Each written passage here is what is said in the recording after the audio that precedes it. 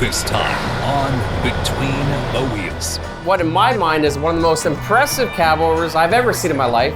I had to put my sunglasses on because I can't even look at the thing in the sun. This was 3 months, anywhere from 12 to 18-hour days working on this. Just our crew here assembling everything, there was probably 4 or 5 of us. There's no mercy with stainless, so it has to be perfect. That's right.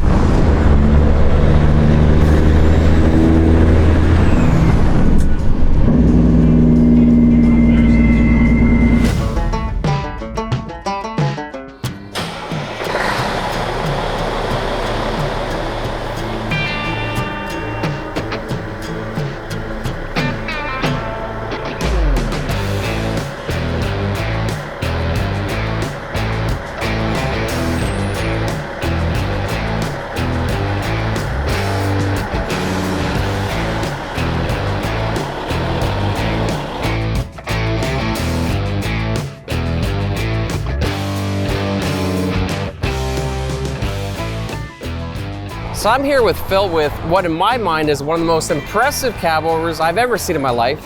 I had to put my sunglasses on because I can't even look at the thing in the sun. Phil, it's nice to meet you, man. How you doing? Good. So we did an episode on your brother. We did his 1970 Firebird, and he told us that his brother has one of the most impressive collections of trucks, custom built trucks, anyone's ever seen. And this is one that you built. So tell us about this truck. This truck's 1980 that I bought for $2,000. And actually the truck is sitting on a 1989 Freightliner chassis. Swapped the front ends out for the Cabover would fit. So it's got a cat engine in it. It's got the newer suspension.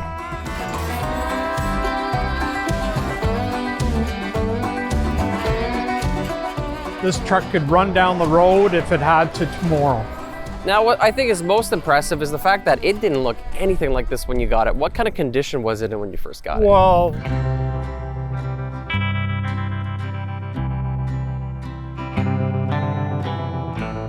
it's basically what $2,000 buys. It was drivable because I got a trip permit and drove it home, but no, it wasn't in this shape, that's for sure. That's why I bought it, because I had a plan in my mind and I just had to find the right truck to do it to it. It needed a lot of work. On the drive line, it needed everything redone, brakes, tires, you name it. The cab, it was starting to oxidize and corrode, so it needed new panels. So this is where we knew we were going to be tearing it apart anyway, so that part of it didn't bother us too much. We brought it back here, we tore it apart. Then I took all the panels off it, took them out to Thetford Mines. A friend of mine has a fabrication shop, and we made them all out of stainless steel.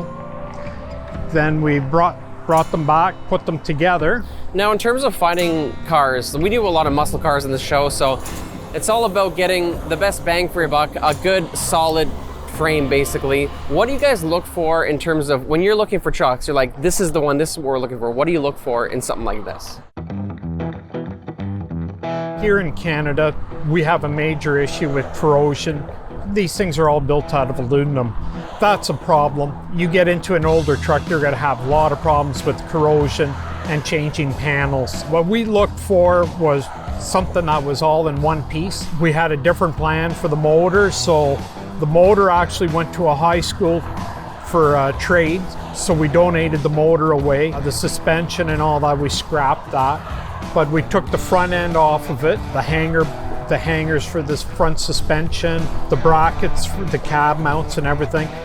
And we took this other Freightliner, this 98, and we disassembled it, the front end, and drilled new holes and bolted it on. Okay, so now when I look at this, obviously the most impressive thing is the chrome. Like, it looks amazing. Now, mind you, it's stainless steel. How do you guys get it to look like this? What is the process of taking stainless steel and making it look as good as this looks? Well, it's having the right people making the panels. Danielle Bilodeau has a shop in Thetford Mines, and he's known all over the country for his expertise in stainless steel. So All of these panels were just flat pieces of stainless steel that they fabricated and made into the parts. Well, I think what makes it really impressive is the fact that when you're doing, you know, a show car that's painted, you got Bondo, you got filler, you can make it look good, but you can't, there's no mercy with stainless, so it has to be perfect. That's right, yeah. With the stainless steel, you got one shot at it. If not, you know, there's some small things you could buff out of it, sand and buff out of it. But like you said, you got one shot at it. They're very good. That's what they work with all day long, is stainless steel. That's what their specialty is. Well, I think it's really impressive what you have here, just because there is no forgiveness in the way it's built with the stainless steel. So it looks amazing, like a show truck. What's different about this truck that sets it apart that other 80s wouldn't have?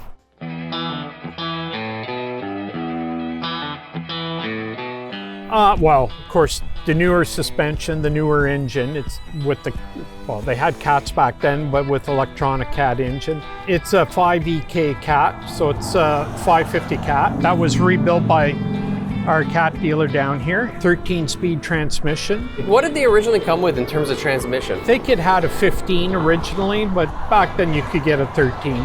Okay. Like, these are transmissions been out for, you know, 40, 50 years type of thing.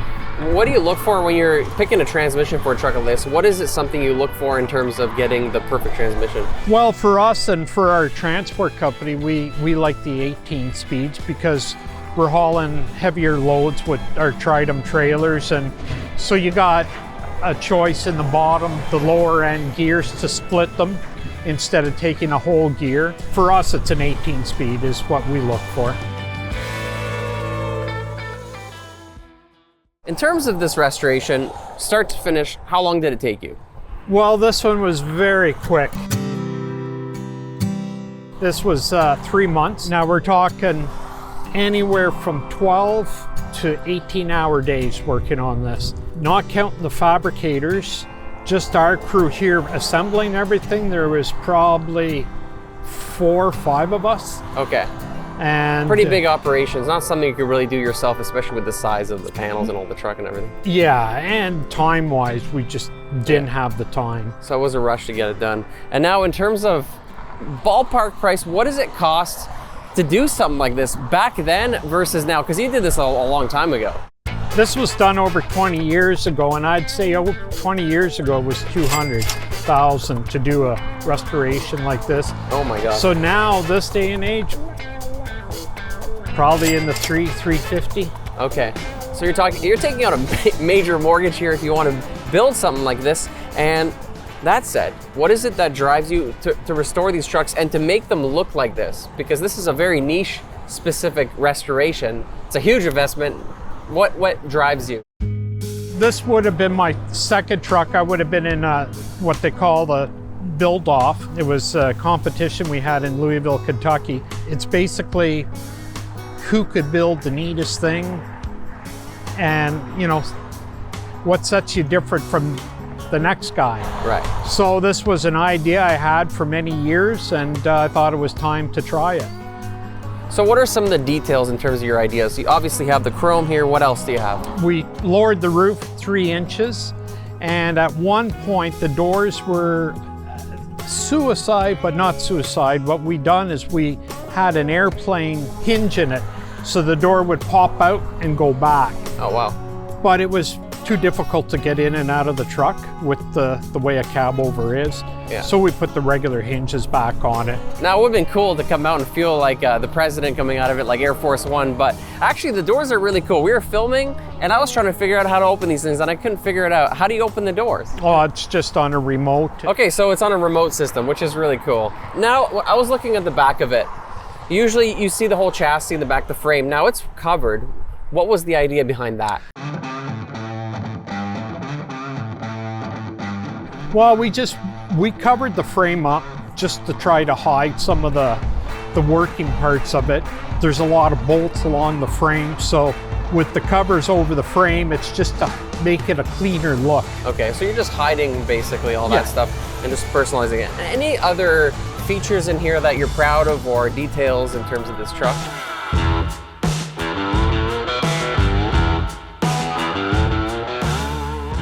Well, we got, you know, DVD player in it, and a couple of screens, TV screens. The best of what was available back in 2005. That's right, yeah. Well, the one thing is the windshield wipers, they are electric now. Okay. The old trucks were air. I bought some stuff from Napa for electric wipers, made up a kit to put in it, so they're electric. The other thing is just the stainless steel, I think, just sets the tone of it.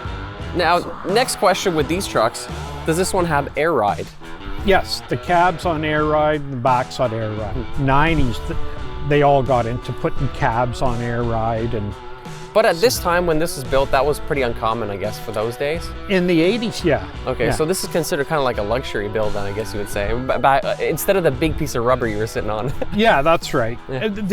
And there's a company that makes kits that you could retrofit them. Right. So they have numerous older trucks that you could buy a kit now to put the cab on air ride. Okay, so we got 550 horsepower, over 1,800 pounds of torque, but this thing is not meant to go fast. It's meant to get work done.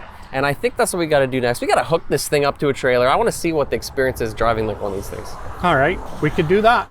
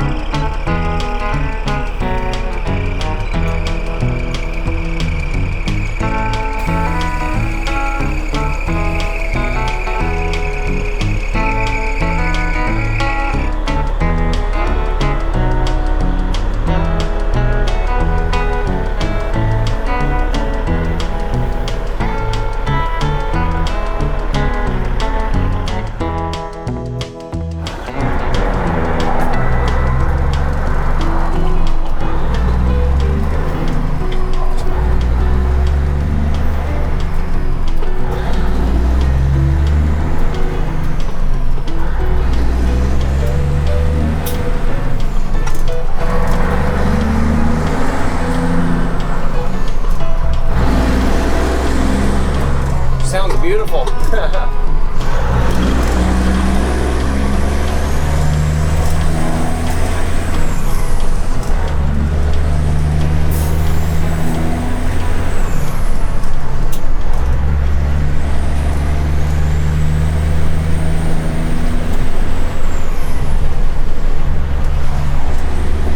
It's always crazy the space between us there, you know, I never get used to it. It's like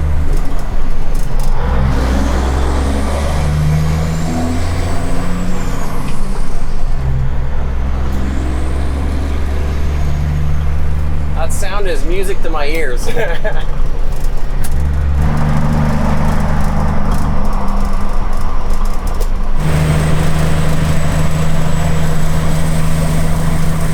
So what's it like driving something that you put so much time and effort into, you know, and seeing what people's reactions are?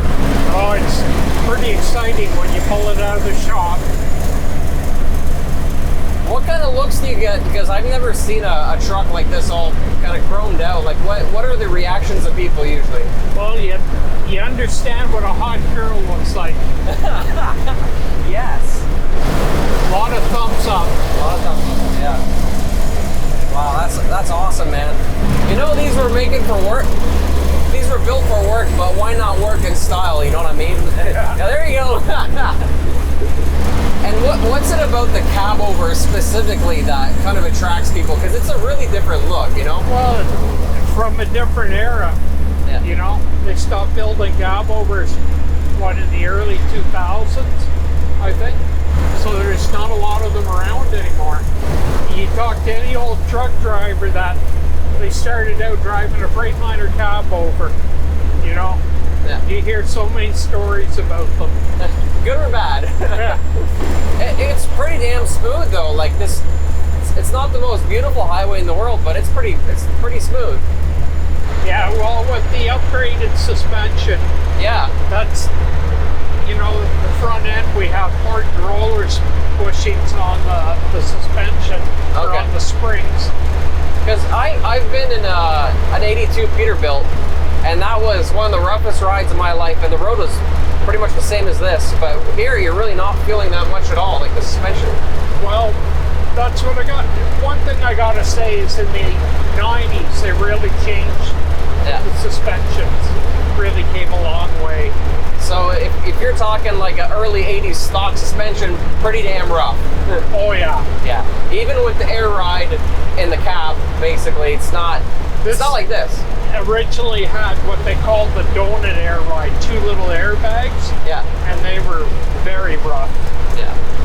This is a very comfortable ride. Obviously, coming from 1980, you don't have sound protection, you don't have the comfort of that, but it's a pretty raw ride. But the actual stability with the upgraded suspension, I think you get the best of both worlds. It's kind of like driving a nice car. You still hear that nice sound, Yeah. but you're enjoying driving it. You're not getting thrown around. There it is.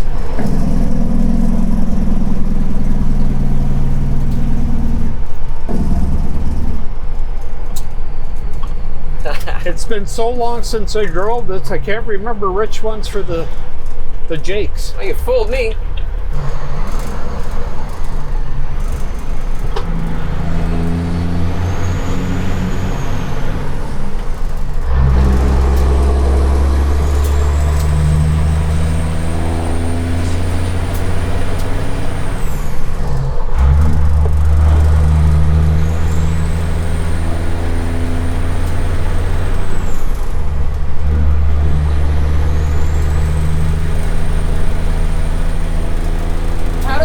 Driving a truck that's, almost half a century old at this point.